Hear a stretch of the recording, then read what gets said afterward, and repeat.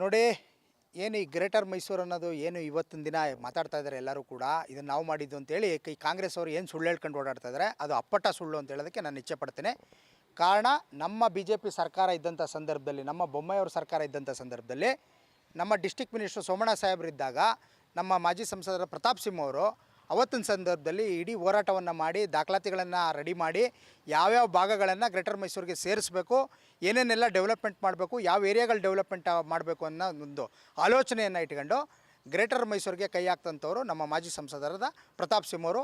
ಈ entire credit ಏನಾದ್ರು greater ಮೈಸೂರಿಗೆ ಹೋಗಬೇಕು ಅಂದರೆ ನಮ್ಮ ಮಾಜಿ ಸಂಸದರಾದ ಪ್ರತಾಪ್ ಸಿಂಹ ಅವರಿಗೆ ಹೋಗಬೇಕು ಅಂತೇಳಿ ನಾನು ನಿಮ್ಮ ಮಾಧ್ಯಮದ ಮುಖಾಂತರ ತಿಳಿಸ್ತಾ ಇದ್ದೀನಿ.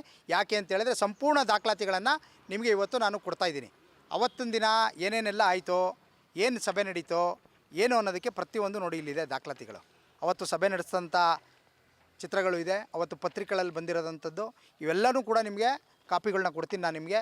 ದಯವಿಟ್ಟು ಜನಕ್ಕೆ ತಿಳಿಸುವಂಥ ಕೆಲಸವನ್ನು ನಿಮ್ಮ ಮಾಧ್ಯಮದ ಮುಖಾಂತರ ಆಗಬೇಕು ಅಂತ ಹೇಳೋಕ್ಕೆ ನಾನು ಇಚ್ಛೆ ಪಡ್ತೀನಿ. ಸಂಪೂರ್ಣವಾದ ದಾಖಲಾತಿಗಳನ್ನ ನಾನು ನಿಮಗೆ ಕೊಡ್ತೀನಿ. ಇವತ್ತು ನಾನು ಇನ್ನೊಂದು ಏನು ಹೇಳೋಕ್ಕೆ ಇಷ್ಟಪಡ್ತೀನಿ ಅಂತಂದರೆ, ಈ ಕಾಂಗ್ರೆಸ್ನವ್ರಿಗೆ ಏನಾದ್ರೂ ಒಂದು ಒಳ್ಳೆಯ ಕೆಲಸ ಮಾಡಬೇಕು ಅಂತ ಏನಾರಿದ್ರೆ, ದಯವಿಟ್ಟು ಸ್ವಾಮಿ ನಿಮಗೇನಾದ್ರು ತಾಕತ್ತಿದ್ದರೆ ನಿಮ್ಮ ಸರ್ಕಾರಕ್ಕೆ ನೇರವಾಗಿ ಸವಾಲು ಆಗ್ತಾಯಿದ್ದೀನಿ ನಾನು.